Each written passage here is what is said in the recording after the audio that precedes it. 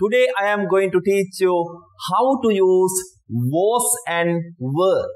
අද මම ඔයාට කියලා දෙන්නේ be verbs වල අතීත කාලය නොයසේ නම් was සහ were භාවිතා කරන්නේ කොහොමද කියලා. අපි පළමු grammar lesson එකෙන් පළමු grammar video එකෙන් මම ඔයාට කියලා දුන්නා be verbs වල වර්තමාන කාලය නොයසේ නම් am is සහ are දාලා කොහොමද වාක්‍ය නිර්මාණය කරන්න කියලා. ඔයාට මතකද am is වල තියෙන සිංහල තේරුම්? පොඩ්ඩක් මතක් කරන්න බලන්න. පළවෙනි grammar video එක ඔයා බැලුවා නම්, පළවෙනි grammar lesson එක ඔයා බැලුවා නම් am is සිංහල තේරුම් මං කීයක් කීවද? 3ක් කීවා. මොනවද ඒ? වේ, ඉන්නවා, එහෙම නැත්නම් ඉන්නේ, අනිත් තේරුම තමයි තියනවා කියන තේරුම. අන්න ඒ තේරුම් ටිකේ අතීත කාලය තමයි මේ was සහ were වල ගැබ් වෙලා තියෙන්නේ. අපි බලමු එහෙනම් පාඩමට ගිහිල්ලා වේ කියන එකේ අතීත කාලය අපිට ගන්න පුළුවන් විය කියලා. එහෙම නැත්නම් උනා කියන්නත් පුළුවන්. විය, එහෙම නැත්නම් උනා. ඉන්නේ, එහෙම නැත්නම් ඉන්නවා කියන එකේ අතීත කාලය සිටියා කියලා අපි ගන්නවා. ඉන්නවා වර්තමාන කාලයේදී, සිටියා අතීත කාලයේදී. හරිම සරලයිනේ, හරිම ලේසි. තියනවා කියන වර්තමාන කාල සිංහල තේරුම අතීත කාලයේදී තිබුණා කියලා තමයි අපි කියන්නේ. මේ පාඩම් මාලාවත් එක්ක ඔයා රැඳිලා ඉන්න, මේ පාඩම් මාලාව හොඳට අධ්‍යයනය කරන්න, හොඳට ඉගෙන ගන්න. මම ඊටාම පැහැදිලිව, ඊටාම විධිමත්ව හොඳ grammar knowledge එකක් ඔයාට ලබා දෙන්න පොරොන්දු වෙනවා. step by step මම ඔයාගේ grammar knowledge එක හොඳ තැනකට ගන්නවා. ඒ නිසා මේ channel එකත් එක්ක, මේ පාඩම් මාලාවත් එක්ක එකතු වෙලා ඉන්න. හරි, අපි බලමු was were මේ pronouns එක කොහොමද භාවිත කරන්න කියලා. සමහර විට ඔයා දැනටමත් මේවා දන්නව ඇති. කමක් නැහැ. පාඩම ඉදිරියට කරගෙන යන්න මේ ටිකත් අපි බලාගෙනම යමුකෝ. මොකද සමහර විට මේවත් දන්නේ නැති අය අපි සමග එකතු වෙලා ඉන්න පුළුවන්නේ. හොඳයි. I සමග අපි ගන්නෙ කවුද? was were ගෙන් was. I was. we, you, they වගේ බහුවචන කර්තෘ පද සමග අපි ගන්නෙ were.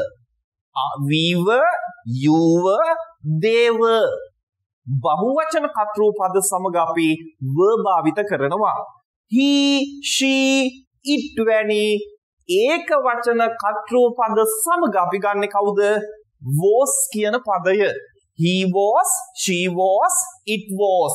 I was, we were, you were, they were, he was, she was, it was, Nimal was, Kamal was, the cat was.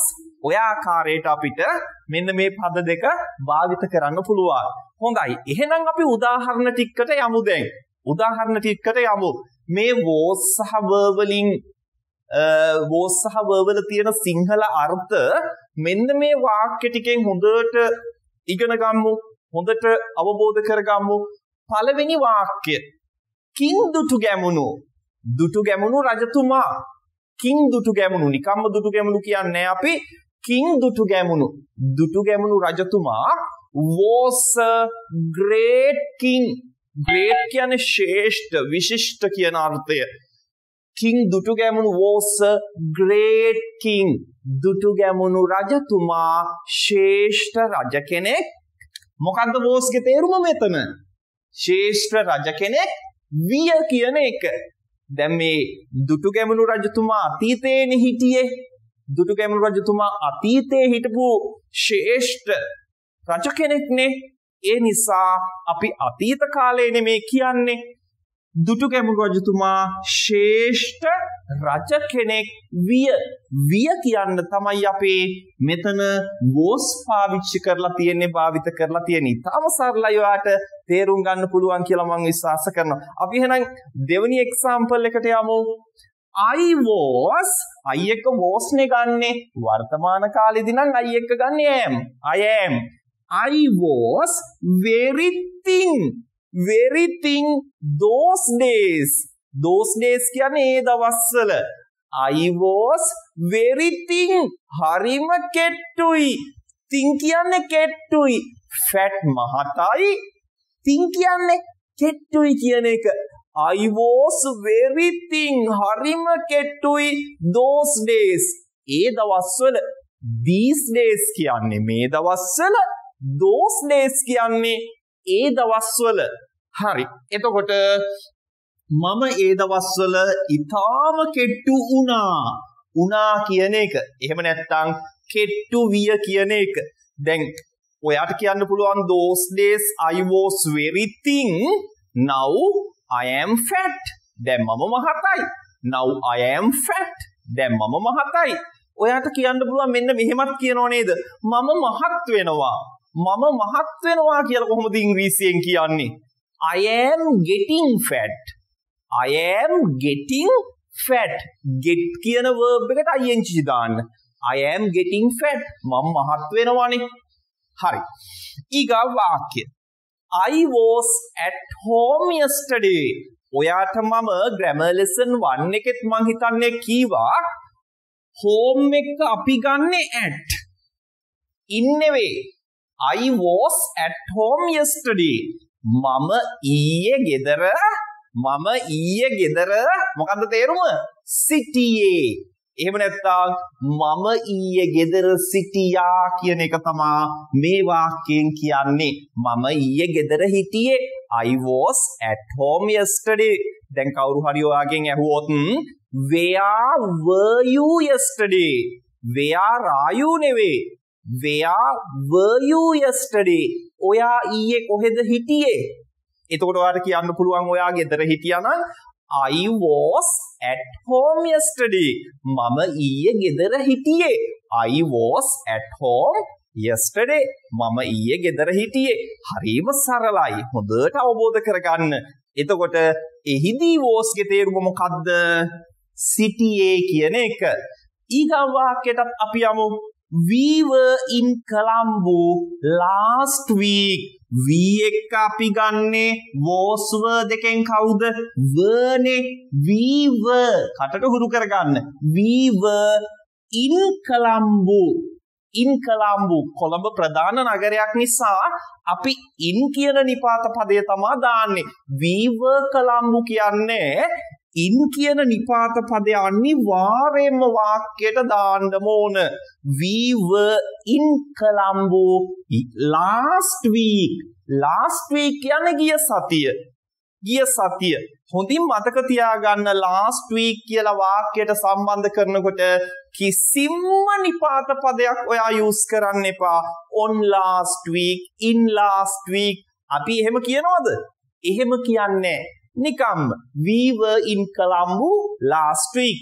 අපි ඊයේ කොළඹ හිටියේ. මෙතනදී වර්ග තේරුමත් මොකද්ද?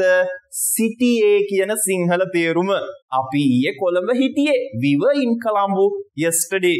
දැන් ඔයාලගෙන් ඇහුවොත් නැත්නම් ඔයා කට්ටියක් එක්ක ඉන්නකොට කවුරු හරි අහනවා where were you yesterday?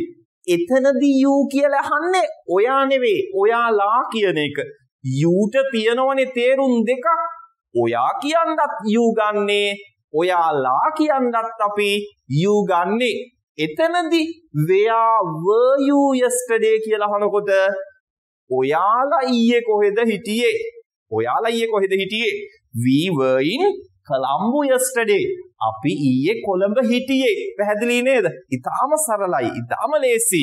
ඊගාවට අපි යමු තිබුණා කියන අර්ථය ගන්න කොහොමද වාක්‍යයක් නිර්මාණය වෙන්නේ කියලා බලන්න. දැන් අපි විය කියන එකෙන් වාක්‍ය හැදුවා.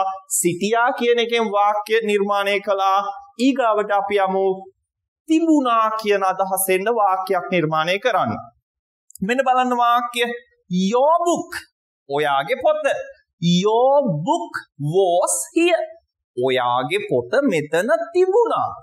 Your book was here. ඔයාගේ පොත මෙතන තිබුණා. එහිදී was ගේ තේරුම මොකද්ද? තිබුණා කියන එක.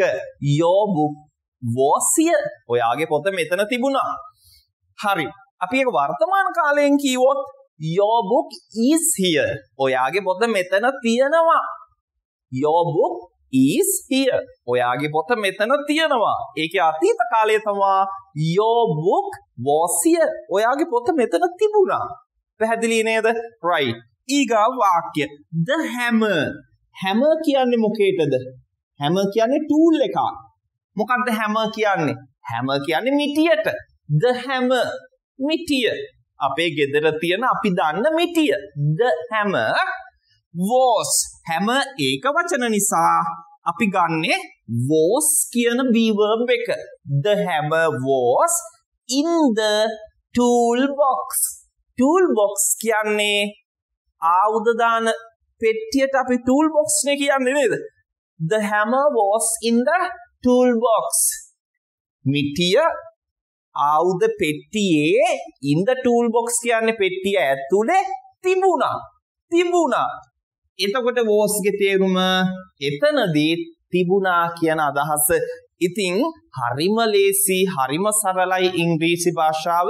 English is the easiest language in the world. ඉංග්‍රීසි තමයි ලෝකයේ තියෙන ලේසිම භාෂාව. මේ විදිහට grammar ටික හොඳට ඔයා ඉගෙන ගන්න. මම පාඩමෙන් පාඩම හරිම සරලව ඔයාට කියලා දෙනවා මේ පාඩම් ටික.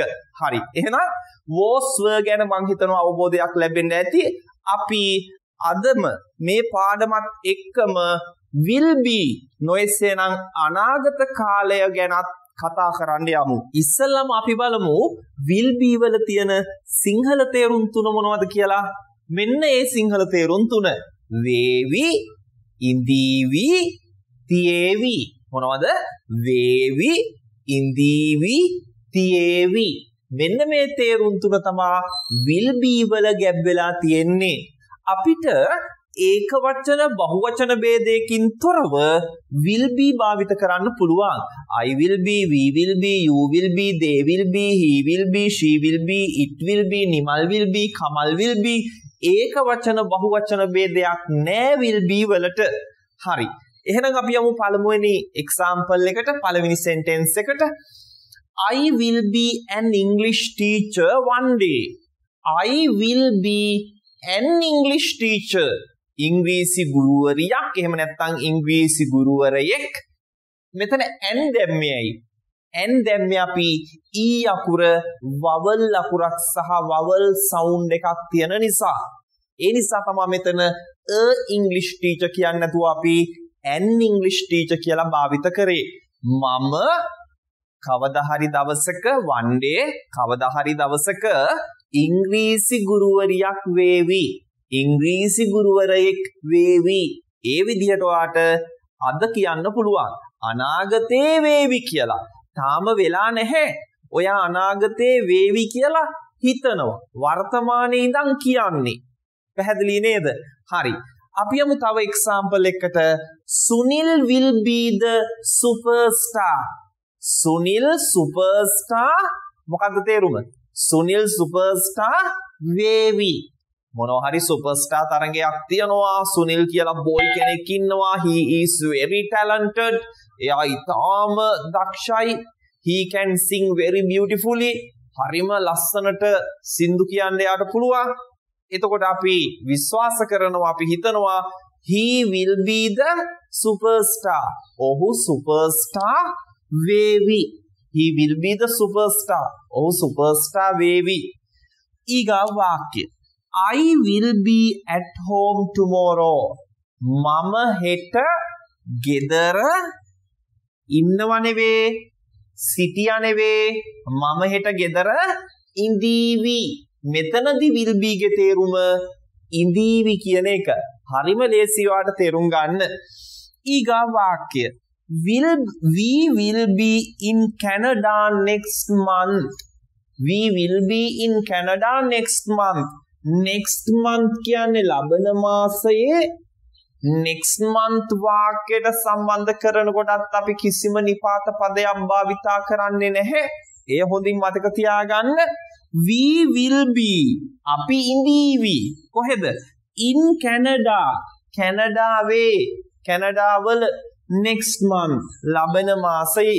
අපි ඒක සිංහලෙන් කියනකොට අපි ලබන මාසයේ කැනඩාවල ඉඳීවි. ඉඳීවි. ඊගා වාක්‍ය. The bus. බස් එක. අපි දන්න බස් එක. අපි නිතර ගමන් බිමන් යන අපි දන්න බස් එක කියන නිසා තමයි මේ the දැම්මේ. The bus will be at the bus stand. Bus එක බස් ස්ටෑන්ඩ් එකේ තියේවි. මෙතනදී will be ගේ තේරුම මොකක්ද? තියේවි කියන එක. බස් එක බස් ස්ටෑන්ඩ් එකේ තියේවි. පැහැදිලි නේද? හරි. එහෙනම් ඔන්න අපි be verbs වල වර්තමාන කාලය, අතීත කාලය, අනාගත කාලය හොඳින් ඉගෙන ගත්තා. am is, was, will be ඉගෙන ගත්තා. ඔයාට පුළුවන් නම් මේ භාවිත කරලා වාක්‍ය හදන්න පුරුදු පුහුණු වෙන්න. ඒක තමයි හොඳම දේ ඔයාගේ ඉංග්‍රීසි දැනුම වර්ධනය කරගන්න. If you practice, you will be able to improve your speaking ability. ඔයා පුරුදු පුහුණු වෙනවා නම් ඔයාට ඉක්මනින්ම ඔයාගේ ඉංග්‍රීසි කතා කිරීමේ හැකියාව වර්ධනය කරගන්න පුළුවන්. ඉතින් අපි ඔන්න ඒ පාඩම අවසන් කරා. තව අලුත් පාඩමකින් අලුත් වීඩියෝ එකකින් හමු වෙමු. එහෙනම් ගිහින් එන්නම්. See you later. Bye.